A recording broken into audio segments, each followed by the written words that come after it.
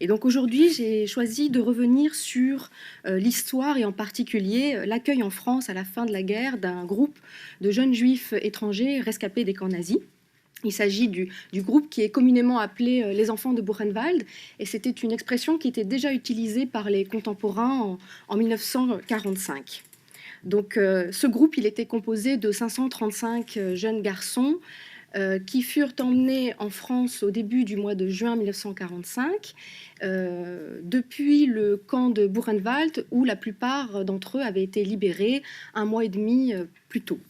Et donc ils se sont retrouvés en France, dans un pays dans lequel aucun d'entre eux n'avait encore jamais mis les pieds. Ce groupe de rescapés a déjà suscité beaucoup d'intérêt, que ce soit à l'époque des faits, notamment avec la publication de plusieurs articles au moment de leur arrivée en France dans la presse nationale et aussi dans la presse juive, mais aussi un peu plus tard, lorsque les historiens ont commencé à s'emparer de cette étude de cas, de ce sujet, dans le cadre notamment de travaux de recherche portant sur l'histoire des Juifs dans l'après-guerre. Cependant, l'historiographie a eu une certaine tendance, je dirais de façon involontaire, par les angles d'approche qui ont été choisis, en fait, une tendance à conférer à ces enfants de Buchenwald une sorte d'exceptionnalité qui s'est manifestée sur un double plan. En effet, en racontant l'histoire de ces jeunes rescapés de manière tout à fait déconnectée en fait, de l'histoire des migrations juives dans la France de l'immédiate après-guerre et aussi en même temps des politiques françaises à l'égard des juifs étrangers dans l'immédiate après-guerre, eh bien en fait en procédant ainsi, cette historiographie a eu tendance à donner l'impression qu'il s'agissait d'un cas isolé et qui démontrait par lui-même, à lui seul, toute la bienveillance et la générosité dont la France était capable de faire preuve à l'égard des rescapés du génocide. Et justement, l'objectif ici, c'est un peu de replacer, de poser cette question déjà, de poser cette question de l'exceptionnalité de ce cas, en replaçant l'histoire des enfants de Buchenwald dans le contexte des migrations juives de l'immédiate après-guerre et des politiques françaises envers les juifs étrangers qui se trouvaient sur le sol français à la Libération, et aussi envers ceux qui se trouvaient encore en Europe centrale et en Europe orientale, et qui étaient nombreux après la guerre à ne plus vouloir retourner vivre dans leur pays d'origine, beaucoup parce qu'ils subissaient encore, notamment en Pologne, mais aussi en Roumanie, en Bulgarie, des discriminations et même des persécutions anti-juives. Alors, j'ai choisi, moi, d'articuler mon propos en 2 points.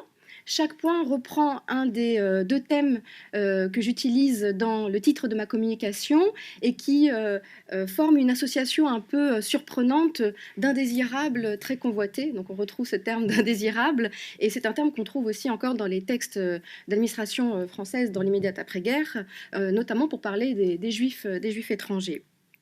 Alors, je commencerai donc ce premier point qui porte sur le fait que dans l'immédiate après-guerre, on peut dire que les autorités françaises considéraient encore les juifs étrangers comme des indésirables, clairement. Alors, je vais d'abord resituer dans le temps cette affaire des enfants de Buchenwald, cette histoire des enfants de Buchenwald. Nous sommes au printemps 1945, l'occupant allemand a été chassé du territoire nazi, la guerre touche à sa fin et le rapatriement des prisonniers de guerre, des déportés et des requis du service du travail obligatoire bat son plein. Alors pour autant, la circulation des étrangers sur le territoire français et depuis la France ou vers la France n'est pas encore normalisée. Et malgré les assurances que les autorités militaires alliées avaient données au gouvernement provisoire de la République française qui avait succédé au régime de Vichy, comme quoi il n'y aurait pas d'étrangers qui entreraient sur le territoire français pendant les opérations de rapatriement, eh bien, il s'avère que dès la fin de l'occupation, le territoire français reçoit sur son territoire des étrangers, et ce mouvement d'afflux d'étrangers sur le territoire français s'accentue après le déclenchement des grandes opérations de rapatriement au mois d'avril 1945. Cette situation va obliger les autorités françaises à se positionner, à se prononcer sur toute la réglementation en termes de droit et de séjour des étrangers en France. Et la règle qui est établie tout de suite, c'est que les étrangers qui n'ont jamais résidé en France auparavant ne sont pas autorisés à venir sur le territoire français. C'est une réglementation qui a été élaborée par le ministère des prisonniers, déportés et réfugiés et par le ministère de l'Intérieur et qui stipulait que si des étrangers qui n'avaient jamais résidé en France étaient repérés sur le territoire français, ils devaient être remis aux autorités militaires alliées et rassemblés dans des camps, c'est le terme qui est utilisé, même si ce n'est pas les mêmes camps que les camps nazis, mais dans des camps en attente de pouvoir être renvoyés vers leur pays d'origine. Alors cette réglementation, elle prévoyait 3 exceptions. La première concernait les Belges, les Luxembourgeois et les Hollandais qui avaient conclu donc, des accords bilatéraux intergouvernementaux et qui permettait à ces Belges, Luxembourgeois et Hollandais de transiter par le territoire français avant de pouvoir retourner dans leur pays chez eux. Et le séjour restait quand même très encadré puisqu'ils devaient être rassemblés dans des centres avant de repartir chez eux. La deuxième exception, elle concernait ceux qui étaient appelés les ressortissants de pays alliés ou de pays neutres. Nous étions à la fin de la guerre, mais on était encore dans une législation qui faisait la distinction entre ressortissants, en tout cas depuis la libération, entre ressortissants de pays alliés et neutres, et de l'autre côté, ressortissants de pays ennemis. Et donc, les ressortissants de pays alliés et neutres qui sont entrés sur le territoire français de manière isolée, eh bien, s'ils avaient trouvé un emploi ou s'ils étaient en train de trouver un emploi dans les secteurs de l'économie française déficitaire en main-d'œuvre, pouvaient voir leur situation administrative régularisée et obtenir une carte de séjour temporaire sur le territoire français. Alors là, on voit bien que cette dérogation, elle est très étroitement liée au contexte de reconstruction de la France et aux besoins de la France en main-d'œuvre. Et enfin, la troisième exception concernait les compagnes et les compagnons étrangers et les enfants nés de l'union avec un prisonnier de guerre français, un déporté français ou encore un travailleur forcé. Et là, on était plutôt dans une logique démographique pour accueillir ces personnes sur le territoire français. À l'exception de ces catégories que je viens d'énoncer, de ces catégories dérogatoires, tous les autres étrangers qui n'avaient jamais résidé en France ne devaient pas venir sur le territoire français. Et donc finalement, le sort qu'ils ont connu pendant la guerre, qu'ils avaient connu pendant la guerre ou à la sortie de la guerre, importait peu. Le fait qu'ils aient été déportés ou non, ça importait pas plus. Et même le fait que ce soit des victimes juives, pas davantage. Et même, je dirais même encore moins. Pourquoi je dis ça? Parce que à la Libération, les autorités françaises n'étaient pas du tout favorables à la venue sur le territoire français de juifs étrangers. En effet, les juifs étrangers n'étaient pas considérés comme les bons immigrants. On était encore dans cette catégorisation des bons et des mauvais immigrants. Les juifs étrangers n'étaient pas considérés par les autorités françaises comme les bons immigrants que le gouvernement provisoire cherchait à faire venir pour satisfaire ses besoins de main-d'œuvre et pour combler le déficit de population qui s'était aggravé depuis la guerre. Et donc, je voudrais citer justement Patrick Weil qui précise bien que le principe de préférence ethnique était présent dans les discours et l'esprit de chacun des acteurs de la politique française de l'immigration. Et en tout cas, dans l'immédiate après-guerre, c'est clairement encore le cas. Il faudrait ajouter par ailleurs qu'il y avait encore une idée extrêmement répandue dans la société française qui existait déjà avant la Deuxième Guerre mondiale et qui a continué tout au long de la Seconde Guerre mondiale à imprégner cette société française. C'était l'idée selon laquelle il existait en France, j'utilise des guillemets, un problème juif qui concernait surtout les juifs étrangers. Et pour en témoigner, je souhaiterais maintenant évoquer justement une réunion qui a eu lieu au ministère des Affaires étrangères au mois de mai 1945, c'est-à-dire au même moment où s'organisait l'arrivée des enfants de Buchenwald sur le territoire français. Et c'était une réunion qui avait pour objet, donc je vais citer cet objet, de résoudre un problème israélite, celui des Israélites étrangers en France. Clairement, pour les participants de cette réunion, il s'agissait d'examiner les possibilités de retour dans leur pays d'origine ou d'émigration dans un autre pays que celui de la France, des quelques 120 000 juifs français qui se trouvaient alors sur le territoire français. Il faut ajouter par ailleurs que pour certains des participants, ils avaient à l'esprit l'idée qu'il existait aussi une hiérarchie entre ces nationalités. On le voit très clairement, notamment, c'est exprimé par le directeur des conventions administratives au ministère des Affaires étrangères, Raymond Bousquet, qui exprima une opinion beaucoup plus défavorable à l'encontre des Juifs qui étaient originaires d'Europe orientales par rapport à ceux qui étaient originaires d'Allemagne ou d'Autriche. Et là, on voit bien que cette classification, que cette préférence en termes de nationalité, elle faisait ici écho à la classification des nationalités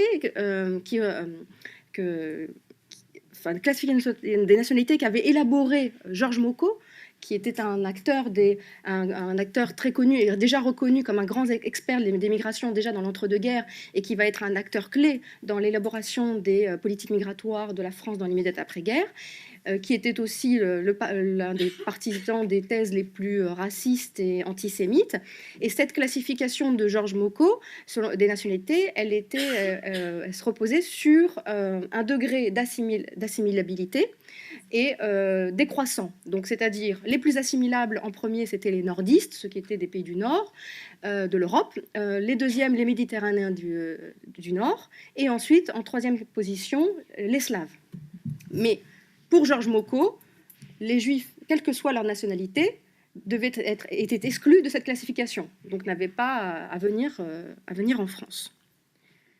Alors, on pourrait se poser donc la question, pourquoi, alors qu'on réfléchissait en haut lieu comment faire partir les Juifs étrangers qui se trouvaient sur le territoire français, pourquoi en même temps on accepta d'en faire venir plus de 500, même si c'était à titre provisoire.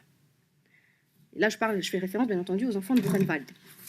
Alors, il y a eu certainement, derrière la décision du gouvernement de faire venir ces enfants de Buchenwald en France, des raisons humanitaires qui ont pu jouer, puisqu'il s'agissait a priori d'enfants, qui plus est orphelins, qui avaient vécu un sort terrible pendant la Deuxième Guerre mondiale, les ghettos, la déportation, la séparation avec les parents. Mais il est certain que ce n'étaient pas les seules raisons. Et plusieurs historiens ont en effet montré que dans l'immédiate après-guerre, les enfants, qui plus est les orphelins, étaient une population très recherchée en Europe. Et à cela, la France, elle ne faisait pas du tout exception. La France, en effet, ne pouvait pas se permettre de se passer de ce vivier que constituaient les enfants et les enfants étrangers, au vu de ce que Paul-André Rosenthal appelle l'urgence démographique dans laquelle se trouvait le pays. Alors, ce que montre le cas des enfants de Buchenwald, c'est que finalement, en autorisant les enfants de Buchenwald à venir en France, le fait que ces enfants soient juifs ne posait pas un problème aux autorités françaises, contrairement aux adultes. Et en effet, comme ils étaient jeunes, ils étaient censés être en tout cas très jeunes, eh bien, ils étaient considérés comme tout à fait malléables et donc assimilables. Et finalement, le fait que les enfants de Buchenwald qui furent reçus étaient davantage des adolescents pour la majorité que de jeunes enfants, eh bien, il faut penser que finalement, ils restaient suffisamment jeunes aux yeux des autorités françaises pour que leur assimilation leur paraisse tout à fait possible. Alors, ce que cela montre, c'est que si la politique migratoire de la France de l'immédiate après-guerre était régie par un principe de préférence ethnique et s'inspirait en ce sens des idées de Georges Mocco, elle s'en détachait en pratique parce qu'elle n'en était pas pour autant raciale. En acceptant les enfants juifs, on ne peut pas dire que c'était une politique raciale. Alors, la France n'était pas le seul pays à avoir jeté son dévolu sur les enfants de Buchenwald.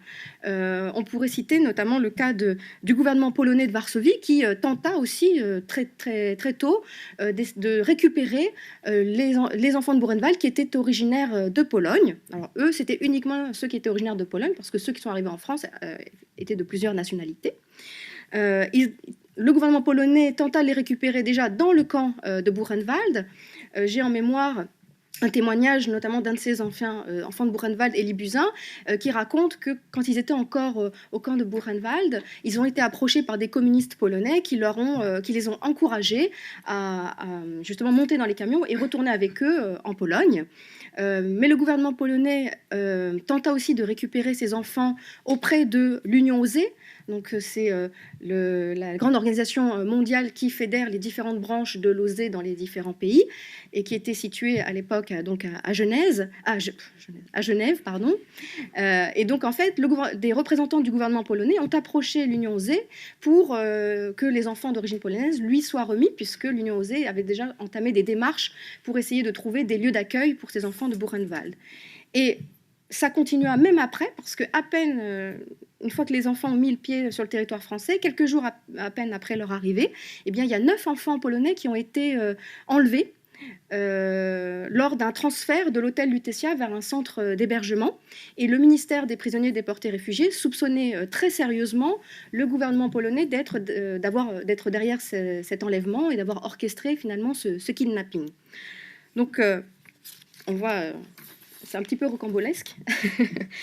Et donc finalement, en fait, ce que l'histoire aussi des enfants de Buchenwald montre, c'est qu'elle renforce l'affirmation, notamment qu'avait donnée dans sa thèse Antoine Burgard, selon laquelle que ces enfants soient considérés comme des immigrants idéaux, comme c'est le cas pour le gouvernement français, ou propriété nationale, comme c'est pour le gouvernement polonais, et bien finalement, l'enfant abandonné était au centre de concurrence féroce dans l'immédiate après-guerre. Et finalement, la décision d'accueillir ces enfants en France, c'est une décision qui fut prise très rapidement. C'est pas ça du tout qui posa problème, puisque la France recherchait justement des enfants. Le gouvernement français a été alerté sur le sort de ces enfants dans le camp de Buchenwald à la fin du mois d'avril, et le ministre Henri Freinet, le ministre des prisonniers, déportés et réfugiés, avait déjà donné son accord le 2 mai. Donc très, très rapidement, l'avis favorable du ministère des Affaires étrangères arriva aussi peu après. Et donc c'est moins finalement la décision de les faire venir en France qui semble avoir posé problème que les modalités, les conditions de leur prise en charge sur le territoire français pendant leur séjour. En effet, cette question de la prise en charge de ces enfants, elle donna lieu à de vives discussions. Elle produisit de très fortes tensions entre d'un côté les pouvoirs publics et de l'autre les organisations juives, et même au sein du monde juif. Ce qui montre que ces enfants n'étaient pas uniquement très convoités entre les différents pays, mais aussi au sein d'un même pays entre les différents organismes pour pouvoir s'en occuper. Ces tensions, en fait, Ces tensions, elles étaient en fait le reflet, d'une part, des concurrences internes aux organisations juives qui touchaient tous les domaines de l'action sociale dans l'immédiate après-guerre, mais elles étaient aussi et surtout le reflet de conceptions différentes sur la meilleure façon d'intégrer ces jeunes en France. Parce que la question, c'était ça, c'est en faire des bons Français, des bons citoyens français, même s'ils ont été accueillis officiellement en séjour temporaire sur le territoire français. Il était clair que pour une grande part des autorités françaises, on espérait que ces enfants resteraient définitivement dans le pays. Et donc, il fallait décider de qui devrait les prendre en charge pour en faire des bons citoyens français. Alors certains acteurs privilégiaient plutôt un environnement juif, tandis que d'autres considéraient que pour en faire de bons Français, il fallait plutôt que ces enfants soient mélangés à d'autres enfants victimes de la guerre non juifs. Un environnement plutôt mixte, voire même un environnement laïque. Ce qui est intéressant avec le cas des enfants de Buchenwald, c'est qu'on voit que finalement, les choses n'étaient pas figées, n'étaient pas binaires. D'un côté, on aurait les organisations juives qui défendraient unanimement un environnement juif, et de l'autre, les pouvoirs publics qui seraient plutôt favorables à un environnement mixte, voire laïque.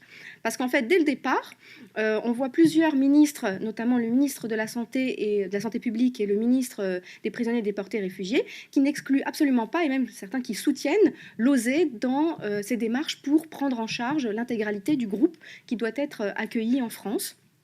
Et de même, de l'autre côté, dans le milieu juif, on voit, dans le monde juif, on voit bien qu'il y a eu des obstructions, des obstacles et qui ont conduit même à la division du groupe, même si la plus grande partie a été confiée à l'OSE, une petite partie a été confiée à un autre organisme qui s'appelle donc le COSOR, Comité d'organisation des œuvres sociales de la résistance. Comité des œuvres sociales des organisations de la résistance, si je ne veux pas oublier de haut. Voilà, c'est ça. C'est en fait un comité qui est né pendant l'occupation, de la fusion des différents services sociaux de plusieurs mouvements de résistance non juive, et qui donc a joué un rôle dans l'immédiate après-guerre très important dans la question des déportés, parce qu'en fait, dans l'immédiate après-guerre, en 1945, le COSOR était en quelque sorte le service social de la Fédération des déportés. Et donc, le COSOR a obtenu une petite partie de ces enfants qui sont arrivés en France, la partie minoritaire, mais une petite partie quand même. Et la personne qui avait un peu défendu ce choix-là, eh bien, c'était André Weil. Et André Weil, il était membre du consistoire, il était membre du CRIF et représentant du CRIF à la Fédération des déportés, mais il était aussi membre du COSOR. Donc, on voit bien que finalement, donc, les choses, en fait, ne sont pas aussi simples qu'on pourrait l'imaginer, aussi tranchées qu'on pourrait l'imaginer. Alors, je vais aller vite pour la fin. Les conclusions, très bien. Alors, finalement, très peu d'enfants sont restés en France. Cathy Hazan et Eric Gozlan, dans leur livre À la vie sur les enfants de Buchenwald, nous disent que seule une petite vingtaine est restée en France et demanda la nationalité française. C'est le cas notamment de Elie Buzyn, que j'ai cité tout à l'heure, et qui n'a pas forcément eu un parcours continu en France. Il est parti quelques années en Palestine avant de revenir s'installer définitivement en France et de faire ses études de médecine, de fonder une famille, d'avoir des enfants, et notamment notre actuel ministre de la Santé. Voilà. Alors, est-ce que, là je rentre dans les conclusions, est-ce que le fait qu'il y a un si faible nombre d'enfants de Buchenwald qui soient restés en France, est-ce que c'est le signe d'un échec de leur intégration en France? Est-ce que c'est le signal d'un échec de la conception de l'OSE, qui estimait qu'un environnement juif était celui qui conviendrait le mieux à ces enfants ou à ces adolescents qui avaient perdu non seulement leurs parents, mais aussi tous leurs repères antérieurs, culturels, identitaires, matériels, etc. Alors, moi, je répondrais en disant d'abord qu'il aurait fallu les encourager à rester en France. Parce qu'en fait, ce dont on se rend compte, c'est qu'il y avait de nombreuses pressions étrangères sur ces jeunes et sur les œuvres qui s'en occupaient en France, que ce soit d'organisations sionistes qui les encourageaient à partir en Palestine, ou de délégués qui étaient chargés de programmes d'émigration, comme dans le cas du War Orphan Project au Canada, qu'a étudié Antoine dans sa thèse, sans compter que les organisations juives françaises, parfois elles-mêmes, ont vu dans cette réémigration, dans ce départ de France, une solution possible aux difficultés qu'elle rencontrait, notamment, je pense à l'OSE en 1945, une partie de sa direction estimait que ces enfants étaient ingérables, difficiles, voilà, très perturbés et donc ingérables, et voyait dans le départ de ces enfants vers un autre pays une façon d'en être déchargés. Et un peu plus tard aussi, en 1947-1948, lorsque les organisations juives françaises commencèrent à connaître des problèmes financiers, de trésorerie, un budget qui diminue, c'était une façon, en les faisant partir, de résoudre aussi ces problèmes budgétaires en se focalisant sur d'autres problèmes considérés comme peut-être plus prioritaires. Alors, il y a certainement d'autres facteurs qui ont pu les influencer à partir aussi. Donc, le fait d'avoir retrouvé de la famille ou des proches dans un pays étranger, le fait d'avoir cette idée d'un espoir meilleur dans un autre pays, alors que les conditions matérielles, économiques en France restent quand même très difficiles pendant plusieurs années d'après-guerre. Et j'ai encore deux petits points et que je dis très brièvement en conclusion. Par rapport aussi à cette idée de l'exceptionnalité de ces enfants de Buchenwald. Le premier, c'est que finalement, il ne s'agit pas d'un cas isolé. Si les enfants de Buchenwald ne furent pas les seuls jeunes survivants de la Shoah à avoir été accueillis en France dans l'immédiate après-guerre. Je pense notamment au premier transport, au premier groupe qui est arrivé dans le cadre de la politique d'asile temporaire que la France a mis en place à partir de l'été 1946. Et ce premier groupe était composé de 500 orphelins et 500 étudiants en théologie. Donc voilà, pour dire que finalement, il n'y a pas eu, même si ça a été le premier groupe d'importance d'enfants juifs étrangers à être accueillis, ce n'était pas donc le seul. Et enfin, ce que le cas des enfants de Buchenwald permet de mettre en lumière, c'est quelque chose qui est assez généralisé dans l'immédiate après-guerre et qui consiste en fait à faire souvent, pour ne pas dire systématiquement, reposer la charge financière ou la charge matérielle que représentait l'arrivée de ces nouveaux juifs étrangers sur d'autres institutions que le gouvernement et en général essentiellement sur les organisations juives. Je vous remercie pour votre attention. Alors, aujourd'hui, je vais centrer mon propos sur deux questions, à savoir l'accueil et l'insertion. Donc, il y a tout un tas de questions méthodologiques que je ne creuserai pas davantage, sachant que le temps imparti est limité. Alors, à la Libération, plus de 25 000 réfugiés judéo-allemands ont survécu en France, et ce sont des réfugiés qui s'étaient majoritairement installés ou qui étaient venus initialement chercher refuge dans ce pays après 1933. Leur survie en France, qui s'explique majoritairement par des actes de sauvetage, de solidarité des Français, est alors un chapitre aujourd'hui totalement méconnu des relations franco-allemandes. Dans l'histoire de l'après-guerre, la mémoire de leur exil semble alors former comme un pivot totalement invisible, mais un chaînon majeur dans le rapprochement entre ces deux pays. Alors, je ne vais pas aborder le rapprochement franco-allemand, ce n'est pas le sujet, mais voilà, c'est une des grandes thèses de ce travail. Alors, en 1945, la plupart de ces réfugiés refusent tout d'abord de retourner en Allemagne, on l'imagine sans peine, ce pays étant considéré comme un tabou pour les Juifs, et la grande majorité décide donc de rester en France, et ce, malgré des conditions de vie extrêmement dures. Alors, à la différence des émigrants allemands qui étaient partis en Angleterre ou aux États-Unis, les réfugiés en France se concevaient en effet comme doublement persécutés dans un pays où le long bras du nazisme avait réussi, avec l'aide active de Vichy, à les pourchasser. Et ces années de cache et d'internement, parfois même de déportation, ont laissé des séquelles profondes chez les immigrants et leurs enfants et ont souvent forgé un destin familial à part. Pourtant, à la libération, leur souffrance spécifique était totalement diluée dans la masse des victimes de la guerre ou des personnes rapatriées dans un pays qui connut en même temps un grand afflux de personnes déplacées, souvent en transit vers des pays d'outre-mer ou vers la Palestine. Alors, il faut savoir que la France a accueilli dans l'après-guerre le plus grand nombre de réfugiés en Europe. La majorité de ces réfugiés étaient arrivés avant ou pendant la guerre. Donc, c'était tout d'abord les Russes, les Arméniens, c'était bien sûr les républicains espagnols, puis les réfugiés judéo-allemands et autrichiens. Donc, je parle des réfugiés judéo-allemands, mais je parle bien sûr aussi des Autrichiens qui en font partie de ce groupe. Alors, différents de nature et de taille, c'est d'ailleurs ces deux derniers groupes, à savoir les Espagnols et les ex-Allemands, qui avaient besoin de la plus grande aide dans l'après-guerre. Il est d'ailleurs intéressant de souligner que ces deux groupes partageaient une certaine symétrie dans le vécu de l'internement, la grande pauvreté de l'après-guerre, et aussi parfois une réelle solidarité politique.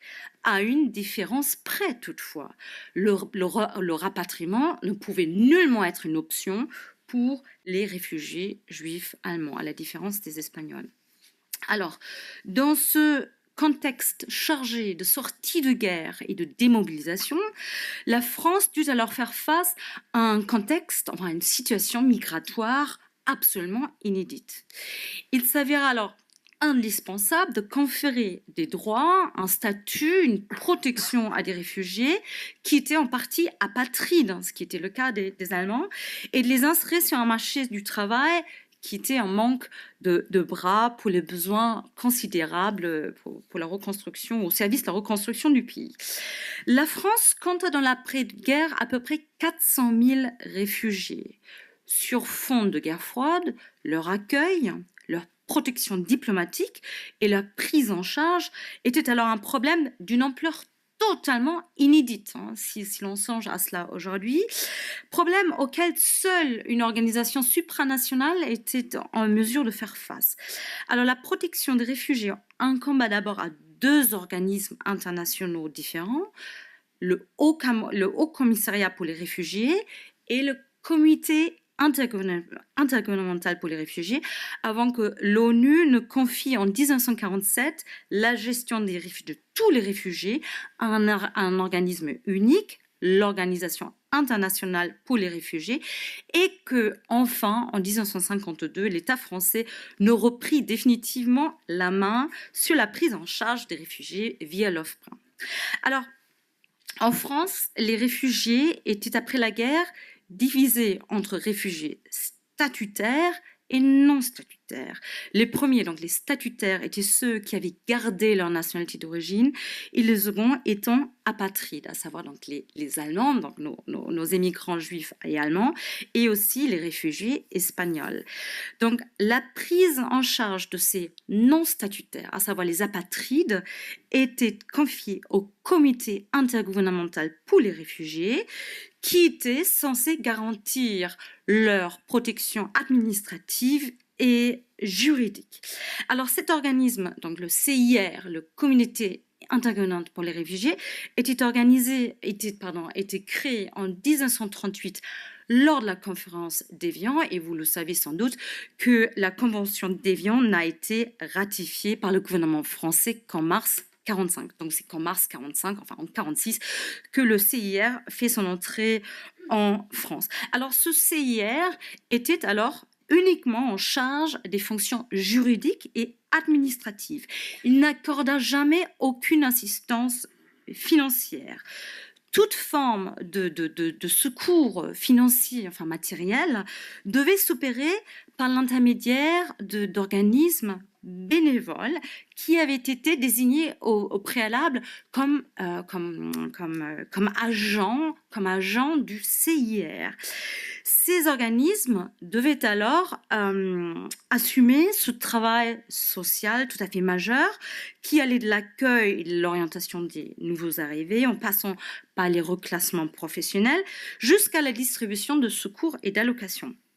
Cette coopération entre le CIR et ces agences ou ces organisations de secours se faisait donc sur un partage de tâches clairement défini et allait surtout s'avérer tout à fait capital pour la prise en charge des réfugiés dans l'après-guerre. Ces organismes, enfin ces sociétés, ces organisations bénévoles jouaient donc un rôle fondamental en France. Et leur service n'était pas seulement utilisé ensuite par l'Organisation internationale pour les réfugiés, mais aussi par le gouvernement français qui les déclara hautement capables pour l'organisation, enfin pour la prise en charge des réfugiés. Il y a donc vraiment une espèce de libéralisation, enfin cette prise en charge matérielle était conçue de manière extrêmement libérale. Je voudrais dire qu'en tout, il y avait 19 organisations, souvent confessionnelles, qui formaient donc ce réseau d'agents bénévoles, et la plus importante était le COJASOR. Voilà, donc j'en viens, voilà, l'introduction était un peu lente et laborieuse, mais voilà, le contexte me semble posé. Alors, première partie, l'accueil des Juifs allemands en France. Alors, comparé à l'ensemble des 400 000 réfugiés présents en France après la guerre, le cas des Judéo-allemands, alors ces Judéo-allemands n'étaient certes qu'un groupe parmi d'autres, numériquement faible, mais d'emblée, ce groupe posait des problèmes spécifiques. D'abord, je l'ai déjà dit, leur retour était totalement inconcevable en Allemagne. Leur rapatriement ne peut être nullement envisagé dans un pays ruiné, occupé, où la vie juive avait été anéantie. Donc en 1945, le retour n'était définitivement plus envisageable, et du coup, leur exil changea totalement de nature. Je ne reviens pas sur les problèmes méthodologiques que posent les notions d'exil, d'émigration, etc. L'attente, en tout cas, était terminée et un nouveau chapitre de leur vie, déjà riche en rebondissements, allait commencer. Alors, tous les rapports officiels de l'époque pointaient alors les difficultés spécifiques de ce groupe. Difficultés considérées comme infiniment supérieures à celles rencontrées par d'autres groupes de réfugiés. Spoliés 2 fois, une première fois en Allemagne, puis ensuite en France, la misère de ces émigrants était absolument immense. Dans ces 2 pays, ils furent doublement persécutés et à la fin de la guerre, les survivants étaient souvent épuisés par des années d'internement ou de vie menée en cachette. Et de ce fait, ils étaient souvent totalement incapables de reprendre une vie, une activité rémunérée. Enfin, tous les Judéo-allemands, à moins d'être nés en France, qui était souvent le cas des enfants, étaient apatrides. Vous savez bien, ils étaient quasiment tous, ils étaient destitués de leur nationalité par la loi du mois de novembre 1941, et la protection juridique et diplomatique devait donc s'inscrire dans un cadre international. Je viens de le dire, ça a été décidé à la conférence d'Évian, et donc cela a été pris en charge par le CIR. Alors, Mais le plus grand souci, donc toutes les questions d'ailleurs d'héritage, de décès, de mariage, posaient d'énormes problèmes puisqu'ils n'avaient pas de nationalité.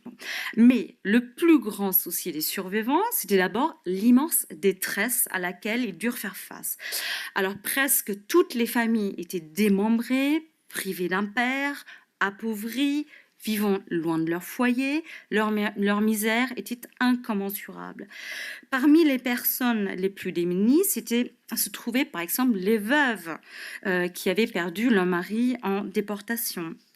La situation était particulièrement tragique, bien sûr, pour les réfugiés rescapés des camps de la mort, des camps de concentration, des camps de la mort, qui avaient souvent perdu toute leur famille dans les camps et qui étaient trop affaiblis pour reprendre un travail après la guerre. Là, d'ailleurs, la plupart des aides, qu'elles proviennent de l'État français ou des organismes de secours, étaient totalement insuffisantes pour vivre. Ceux qui imploraient des secours auprès des organismes disaient souvent que les montants les plus dérisoires étaient les bienvenus. Et à la question de savoir comment ils faisaient pour survivre, certains réfugiés répondaient d'ailleurs par un laconique « Ich débrouillir mich ». Voilà. Alors souvent, la déchéance professionnelle et sociale était totale. La plupart des réfugiés, contraints de vivre de petits boulots précaires, touchaient alors des revenus totalement insuffisants et irréguliers et vivaient dans des situations extrêmement difficiles. Lorsque le journaliste Peter Adler, alerté par l'ambassade d'Allemagne qui joue d'ailleurs un rôle tout à fait particulier dans la prise en charge de ces réfugiés, c'est une question totalement à part, puisqu'elle était réouverte en France en 1954, et le premier ambassadeur en France était pas du tout un diplomate de formation. Sa femme elle-même avait perdu toute sa famille en déportation, était particulièrement sensible au destin de ces rescapés. Alors, lorsque un journaliste allemand, Peter Adler, mène en 1955 à Paris l'enquête parmi ces émigrants restés en France, il fut immédiatement affectés par leur immense pauvreté. Nombreux souffrirent encore de faim et de manque de vêtements au début des années 50 et furent logés dans des chambres d'hôtels spartiates, des caves, des greniers, des petites chambres de bonne mal chauffées, parfois même sans lit et sans manteau en plein hiver. La crise du logement de l'après-guerre affecta, il est vrai, premièrement, les réfugiés, souvent logés dans des chambres d'hôtel au coût bien plus supérieur. Sans travail, sans aucune ressource, sans réseau familiaux, les émigrants souffraient encore plus que d'autres du manque de logement catastrophique dans l'après-guerre, surtout en région parisienne. Alors, pour leur venir en aide, la communauté juive française, grandement aidée par le Joint, fournit alors une aide absolument décisive à ceux d'entre eux qui manquaient de tout. Les structures communautaires, extrêmement diversifiées et spécialisées à la fois, ont su faire face à cette grande détresse avec un réel professionnalisme. Je ne le dis pas parce qu'on est ici aujourd'hui invité par le COJASOR, mais parce que les archives parlent toutes seules. Alors, et il faut dire que tout restait bien sûr à inventer face à l'ampleur de la tragédie juive, la prise en charge des orphelins, l'aide aux plus démunis, le reclassement professionnel, la création de cantines, les centres d'accueil et d'hébergement. Alors, l'œuvre de secours qui apportait le plus grand soutien aux réfugiés juifs était le COJASOR, qui pallie alors à l'insuffisance totale d'aide de l'État français et soutient financièrement des milliers de réfugiés juifs dans de très nombreux Allemands. À partir du mois d'août 46, l'afflux massif de réfugiés venant d'Europe centrale et des camps de personnes déplacées, des displaced persons, amena le COJASOR à créer en son sein un service spécialement dédié aux émigrants, donc le SSI, le service spécial des émigrants, qui était chargé de coordonner toutes les questions relatives à ces réfugiés. Le COJASOR devient par la suite l'organisme de référence pour tous les réfugiés juifs en France et plus largement pour toutes les victimes juives de la guerre. Son aide sociale revêtit alors des formes les plus variées, allant de l'assistance financière, alimentaire, vestimentaire, des prêts de démarrage, des bourses de reclassement, en passant par le placement des personnes âgées et malades dans les différentes maisons de repos et de vieillards, là aussi gérées par le COJASOR, jusqu'à la prise en charge très importante des transitaires, donc des réfugiés juifs qui étaient en route pour les pays outre-mer ou la Palestine. Là, le COJASOR, dans la quasi-totalité des ressources provenaient dans un premier temps du Joint, ouvrait d'ailleurs aussi 14 cantines à Paris, et confronté à cette crise de logement absolument inédite, le COJASOR mit aussi en place des centres d'hébergement, loua des hôtels et parvint à loger dans l'après-guerre rien de moins que 75 000 personnes. Je trouve qu'il faut quand même le souligner. Alors, dans les archives du COJASOR conservées ici au Mémorial de la Shoah, 5 minutes, d'accord, c'est court. L'historien trouve plusieurs centaines de fichiers de bénéficiaires judéo-allemands, tous secourus à un moment donné ou de manière régulière. Alors, les cas secourus par cette organisation étaient alors souvent des personnes âgées qui, en raison de leur grand âge, ne trouvaient plus de travail ou étaient totalement dépendantes des aides sociales. Souvent, c'était aussi des veuves dont les maris étaient morts en déportation. Mais alors, cette impression misérabiliste qui semble se dégager de la lecture des centaines de comptes rendus, souvent exhaustifs, réalisés par les assistantes sociales, cache en même temps une donnée majeure, à savoir celle d'un grand dynamisme des œuvres juives de l'après-guerre. Entre 1944 et 1951, celle-ci aidèrent plus de 28 000 personnes. Il est en tout cas certain que l'aide sociale déployée, polyvalente, spécialisée, active sur chaque segment des besoins de la communauté, sut s'adapter à la grande diversité de la détresse juive. Alors, je vais passer très rapidement sur le deuxième point qui est celui de l'insertion. Alors, l'une des grandes préoccupations à la fois du COJASOR, des œuvres juives et du CIR était avant tout la remise au travail des réfugiés, remise au travail qui était perçue comme étant l'ultime remède pour les sortir de leur précarité et leur rendre un semblant de vie normale. Alors, c'était d'abord un choix financier. Il fallait absolument mettre les réfugiés au travail parce que la France était confrontée à un tel afflux de réfugiés et que les ressources du CIR se réduisaient de plus en plus. Alors, la plupart des organisations juives axaient en effet leur travail de secours sur ce triple impératif: la mise au travail des plus aptes, l'assistanat des inaptes et l'aide donnée à la réémigration. Puis toutes les organisations juives prenaient soin de réitérer un même principe: la bienfaisance ne pouvait être considérée comme un remède, elle était avilissante, elle ne pouvait être qu'un remède temporaire pour sortir les réfugiés de leur misère. Alors, je voudrais dire que l'idée alors exprimée était de réorienter les réfugiés vers des métiers agricoles ou artisanaux, ceux précisément dont la France avait le plus besoin. Or, le profil socio-professionnel des réfugiés judéo-allemands ne cadrait absolument pas avec ces desiderata plutôt manuels et ne pouvait absolument pas livrer ou fournir les mains dont la France avait tant besoin. D'ailleurs, d'emblée, les nombreuses organisations émirent des doutes sur leur reconversion professionnelle et sur l'employabilité des réfugiés, soit parce qu'ils étaient beaucoup trop âgés, soit parce que leur qualification professionnelle n'était plus du tout, ne répondait plus du tout aux besoins de la France, ou soit parce que les rescapés n'étaient absolument pas capables de travailler. Alors, il faut dire, et je m'arrête quasiment là, si on me donnait encore 2 minutes. 2, d'accord. Alors, il faut surtout dire que les acteurs de cette émigration judéo-allemande avaient une empreinte socio-professionnelle très, très middle class, quoi, très, très couche moyenne.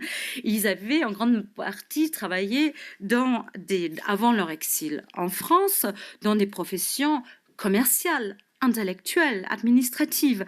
Alors, une fois arrivés en France, puis l'exil temporaire entre 1933 et 1944, transformé en séjour durable, ce profil socio-professionnel va donc subir des mues majeures.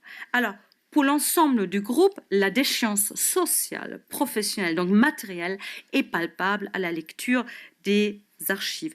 Dernier point, et puis je passe directement à la conclusion, il faut malgré tout dire que là aussi, l'œuvre des organismes tels l'ORT ou des éclaireurs israélites de France en termes de reclassement ou de formation continue, de formation professionnelle, était absolument remarquable. D'ailleurs, un grand nombre d'organisations internationales se sont inspirées dans l'après-guerre.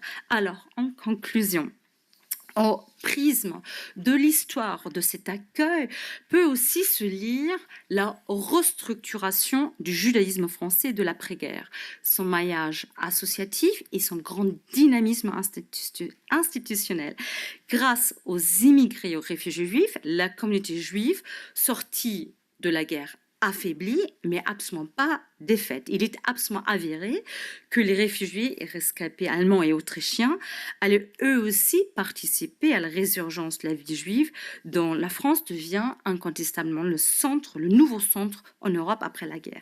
L'intégration des juifs allemands avait surtout valeur de modèle pour les vagues migratoires successives des juifs nord-africains au cours des années 50-60. Malgré des situations foncièrement dissemblables entre ces deux groupes d'immigrés, l'intégration vraiment très réussie des juifs algériens et tunisiens en France tient aussi à la grande expérience en termes d'accueil des structures communautaires et à l'idée que le judaïsme est indivisible et universel. Et dans cette massive reconstruction court après la guerre, l'apport invisible des réfugiés d'Allemagne et d'Autriche, leur vécu de l'exil, leur polyglottisme, leur cosmopolitisme prenant source entre Varsovie, Berlin, Paris, s'étendant jusqu'à Jérusalem et New York, et en même temps modeler un nouveau visage du judaïsme français largement ouvert sur l'Europe. C'est paradoxalement ici que les premières bases furent jetées à une réconciliation franco-allemande à venir, largement inspirée par la pensée développée en exil des émigrants judéo-allemands en France. Voilà, je vous remercie. Excusez. Donc, je vais commencer tout de suite. Dans ma thèse que j'ai soutenue il y a maintenant un peu plus d'un an à Montréal et à Lyon, j'ai donc travaillé sur le War Orphans Project, un programme d'immigration qui a permis à environ 1000 orphelins de la Shoah de rejoindre le Canada à la fin des années 40, principalement des adolescents garçons originaires d'Europe centrale et orientale. C'est un projet qui est financé par le Canadian Jewish Congress, on l'a entendu avec Annelise, donc la principale organisation juive du pays à cette époque. Dans ma thèse, très rapidement, j'avais 3 principaux objectifs, donc essayer de retracer les trajectoires individuelles de ces jeunes pendant la guerre et l'immédiate après-guerre, ce qui se rapproche un peu de cette analyse de réseau dont parlait Laura. Examiner également les discours et les pratiques on va le voir, très nombreux protagonistes investis dans ce projet au niveau local, national et international, et finalement analyser un peu plus sur le long terme l'impact de l'arrivée de ces jeunes au Canada sur la politique migratoire du pays et aussi la place de leur arrivée dans le récit national canadien. Pour ma présentation aujourd'hui, je vais vraiment me concentrer sur le second point et donc examiner les discours et les pratiques de cette multitude d'acteurs qui à différents moments vont revendiquer la responsabilité de la prise en charge de ces jeunes. Donc bien sûr l'État canadien, le Canadian Jewish Congress, une agence de l'ONU, l'International Refugee Organization, qui prend la suite de l'UNRWA en 1947, le Joint bien entendu, et également différentes associations juives européennes qui vont collaborer avec le Congrès juif canadien pendant ce projet. Je pense à l'œuvre de secours aux enfants, le service social des jeunes en France, l'aide aux Israélites victimes de la guerre en Belgique ou encore le Jewish Refugee Committee en Angleterre. Donc c'est vraiment un projet très européen. Et enfin, les représentants de communautés au niveau plus local et dans certains cas, les proches survivants de ces jeunes. Donc pour aujourd'hui, je vais vraiment me concentrer sur les rapports entre le Canadian Jewish Congress et le Joint. Le Joint, bien entendu, qui est un acteur absolument incontournable de ce plan Marshall juif dont a beaucoup parlé Laura. C'est assez intéressant de voir que les deux organisations vont développer une collaboration qui est absolument indispensable à la réussite du projet, mais cette collaboration va susciter des tensions assez fréquentes, et je pense qu'à travers ces tensions, on peut voir vraiment deux visions assez différentes de l'accueil et du travail de ces organisations juives. Donc débat autour de la question des profils à accueillir, et aussi débat autour d'une question plus large, celle de la responsabilité des communautés juives nord-américaines à l'égard des survivants de la Shoah. Donc, comme je le disais, le Congrès juif canadien et le Joint ont développé une collaboration vraiment essentielle à la réussite du projet. Le Joint, bien entendu, va apporter un soutien logistique et financier lors de la phase de recherche des jeunes rescapés en Europe, en aidant tout simplement à les trouver, aussi en facilitant la collaboration du Congrès juif canadien avec cette multitude d'acteurs qui sont déjà présents sur place. Et également, les travailleuses sociales du Joint vont prendre en charge une très grande partie de la préparation des dossiers de demande de visa de Canadiens. Vous pouvez voir un exemple ici, et cette archive est vraiment au cœur de mon travail de thèse.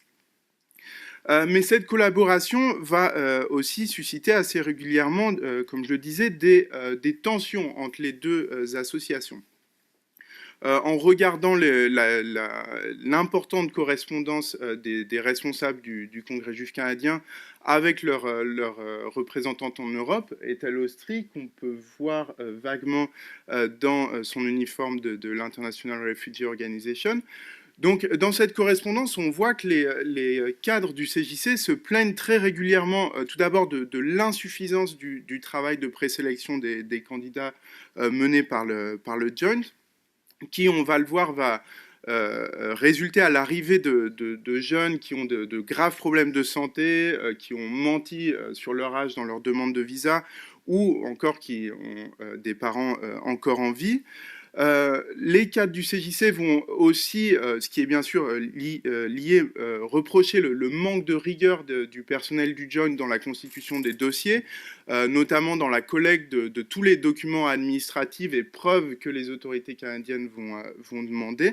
Et enfin, à un niveau plus élevé dans la hiérarchie, les responsables du Congrès juif canadien vont se plaindre des pressions constantes de certains dirigeants du Joint dès que cela touche à l'immigration de jeunes rescapés de la Shoah. Donc voilà, je pense que vraiment dans ces tensions, on peut voir deux visions assez différentes de l'accueil et du travail des organisations juives. Donc d'un côté, on a le Congrès juif canadien qui va revendiquer une position une vision très pragmatique de l'accueil et qui donc montre sa volonté de garder un contrôle quand même assez ferme sur les profils des candidats qui vont être autorisés à rejoindre le Canada, et qui va donc fréquemment reprocher au Joint son laxisme, donc une position qui est assez bien résumée dans ce mémorandum dont j'ai retenu une citation, où le directeur du Canadian Jewish Congress s'engage à rapporter tout comportement déraisonnable de la part des membres du Joint, même dicté par des considérations humanitaires. Et assez régulièrement, les responsables canadiens vont reprocher au Joint que ces considérations humanitaires vont amener l'organisation américaine à un peu ignorer les contraintes nationales auxquelles fait face le Congrès juif canadien. À l'inverse, le Joint, lui, revendique vraiment une volonté de faire partir le plus de candidats possible, et va assez fréquemment accuser le Congrès juif canadien d'un zèle excessif et d'une sélection parfois un peu arbitraire des candidatures. Donc, pour mieux comprendre un peu ces différences de position, je pense qu'il est important de revenir assez rapidement sur le contexte canadien. dont Annelise a déjà un peu parlé dans sa présentation, et notamment l'influence vraiment déterminante des représentants de l'État canadien. C'est gatekeepers, donc par là j'entends agents d'immigration, médecins envoyés par les autorités canadiennes en Europe et l'ensemble du personnel consulaire qui vont avoir un pouvoir décisionnaire très important et qui vont avoir vraiment le dernier mot sur chaque demande de visa de ces jeunes rescapés. Et ce qu'il faut savoir, c'est que donc, dans l'immédiate après-guerre, le Canada a toujours cette politique migratoire très, comme l'a dit Annelise, très ethniquement sélective et qui est souvent hostile aux populations juives migrantes et qui va aussi se montrer très intransigeant sur les questions de sanitaire. Par exemple, certaines maladies sont systématiquement écartées. Il n'est pas possible d'obtenir un visa, même dans des circonstances comme celle du projet, si on est atteint, par exemple, de la tuberculose. Ils vont donc mettre en place des critères d'admissibilité très stricts pour le War Orphan Project. Donc, les jeunes candidats à l'immigration doivent correspondre à des quotas de nationalité qui ont été déterminés auparavant, doivent être en mesure, comme l'a dit Annelise, d'attester, de prouver de manière très claire la perte de leurs deux parents, doivent aussi être en manière de prouver leur âge et qu'ils soient âgés de moins de 18 ans. Et enfin, ils devaient aussi être dans un état de santé jugé satisfaisant par les agents d'immigration et les médecins canadiens.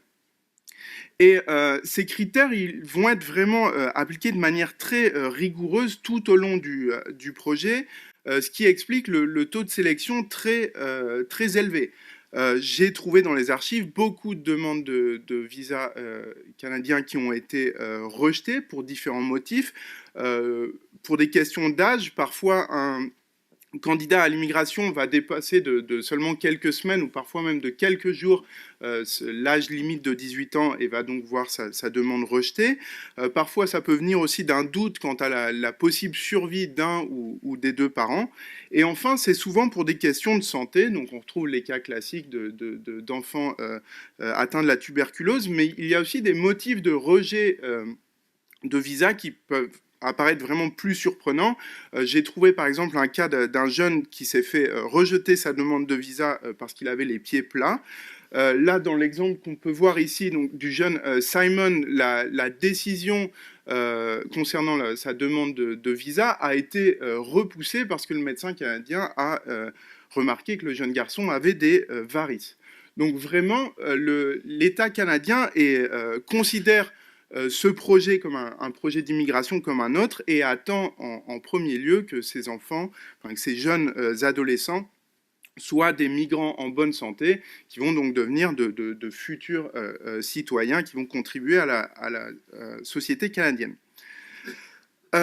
Face à cette position très intransigeante, les responsables du Congrès juif canadien vont avoir une attitude pour le moins ambiguë, parce que d'une part, ils vont vraiment chercher à faciliter le départ de ces jeunes en les accompagnant dans la préparation du dossier, notamment dans la collecte de toutes ces pièces justificatives que les autorités canadiennes demandent. Dans certains cas, ils vont aussi contester des décisions négatives des autorités canadiennes. Ethel Ostry, donc la représentante du Congrès en Europe, va assez fréquemment faire appel de décisions prises par des médecins ou des agents d'immigration canadiens. C'est par exemple le cas avec Simon, ce jeune qui s'est vu refuser son visa à cause de ses varices. Ethel Ostry va faire un travail de lobby assez important auprès du personnel consulaire canadien à Paris pour essayer de leur faire changer d'avis et que le jeune Simon puisse partir au Canada. Mais dans le même temps, les responsables du Congrès juif canadien vont aussi participer à ce travail de contrôle et s'assurer de l'exclusion presque systématique de certaines candidatures.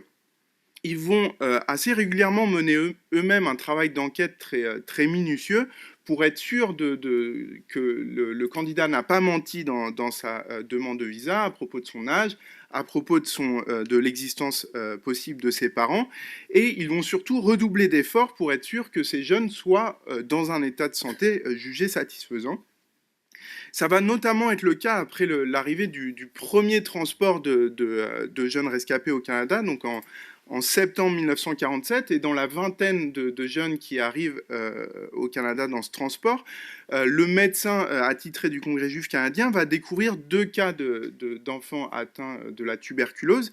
Et donc après cette découverte, ils vont envoyer des consignes vraiment très fermes à leurs représentants en Europe, en demandant de réexaminer médicalement tous les enfants qui ont déjà obtenu un visa canadien, et de même retenir, si c'était jugé nécessaire, les cas douteux. Donc,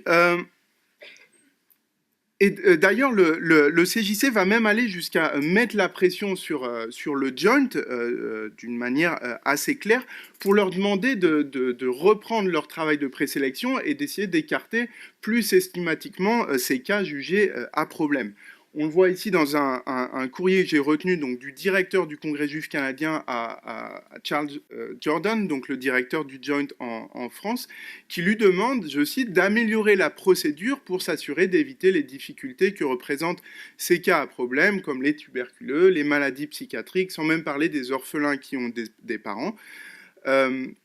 Et il fait porter la responsabilité assez clairement aux responsables du Joint en disant qu'il considère qu'avec un peu plus de rigueur de la part de certains représentants du Joint, ces cas à problème auraient pu être évités. Donc là, on le voit bien, il y a vraiment quand même une distanciation de la part du Congrès juif canadien avec l'approche du Joint. Le Congrès juif canadien est déterminé à accueillir des survivants qui répondent aux critères imposés par les autorités canadiennes et qui correspondent un peu à ce stéréotype de migrants idéal, en santé et prêt à contribuer à l'économie canadienne. Là aussi, on peut faire un parallèle avec le discours de l'Alliance dont parlait Laura. L'accueil de ces survivants doit être vraiment pensé dans l'intérêt national. Donc maintenant, il faut se demander pourquoi le Congrès juif canadien se réapproprie en partie les discours et les pratiques des autorités canadiennes en matière de sélection. Donc c'est quand même assez simple, c'est que le projet, au-delà d'un engagement humanitaire, est logiquement très solidement ancré dans des enjeux nationaux canadiens. Pour les représentants du Congrès juif canadien, cette présélection des candidats doit assurer la réussite du projet et notamment sa viabilité financière parce qu'ils sont inquiets des coûts que représente la prise en charge médicale de jeunes tuberculeux. Ils s'inquiètent aussi du fonctionnement du système de placement en famille d'accueil. Ils ont peur que ces cas à problème découragent de potentielles familles d'accueil. Là, le directeur du CJC le dit encore clairement dans ce courrier à Jordan. C'est toujours la même histoire, il suffit de quelques cas problématiques pour que la communauté réagisse de manière disproportionnée et pour compliquer les choses encore plus. Donc vraiment, pour le Congrès juif canadien, le bon déroulement de ce projet n'est pas seulement pensé en termes de réussite de l'intégration de ces jeunes, mais doit aussi permettre à l'organisation d'avancer des objectifs très nationaux. Donc tout d'abord, il doit contribuer à la normalisation des rapports avec les autorités fédérales canadiennes. Annelise l'a dit, ces rapports sont bien entendu compliqués vu la position du gouvernement canadien en matière migratoire. Il doit permettre au Congrès juif canadien de démontrer leur capacité à accueillir des populations migrantes tout en respectant les exigences du gouvernement, ce qui doit amener par la suite à convaincre le gouvernement d'accepter plus de populations juives migrantes dans le futur, mais doit aussi permettre d'améliorer la représentation de la communauté juive préétablie auprès du gouvernement canadien.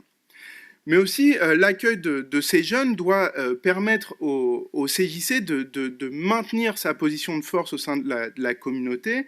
Ce qu'il faut savoir, c'est qu'à la fin des années 40, et années 30, années 40, on est dans une période de transition assez tumultueuse sur la question migratoire, où on passe d'initiatives essentiellement privées et individuelles vers une certaine professionnalisation de l'accueil des migrants, qui est bien sûr prise en charge par le Congrès juif canadien, entre autres. Et cette professionnalisation n'est pas toujours bien perçue par les membres de la communauté. Donc pour le Congrès juif canadien, la réussite de ce projet est aussi une manière de de démontrer leur capacité à prendre en charge les questions migratoires et à renforcer leur légitimité sur cette question au sein de la communauté juive. Donc voilà, pour conclure rapidement, on a vraiment une vision pragmatique de l'accueil du Congrès juif canadien qui va se heurter entre autres avec les ambitions humanitaires plus globales du John, qui reflète bien sûr le positionnement plus transnational de l'organisation juive américaine, car pour le CJC, l'accueil de ces jeunes est certes pensé comme un engagement humanitaire, une responsabilité morale auprès des survivants de la Shoah en Europe, mais il doit aussi permettre d'avancer certains objectifs nationaux, le renforcement de l'alliance verticale avec les autorités canadiennes et aussi la légitimité de l'organisation au sein de la communauté juive canadienne. Merci.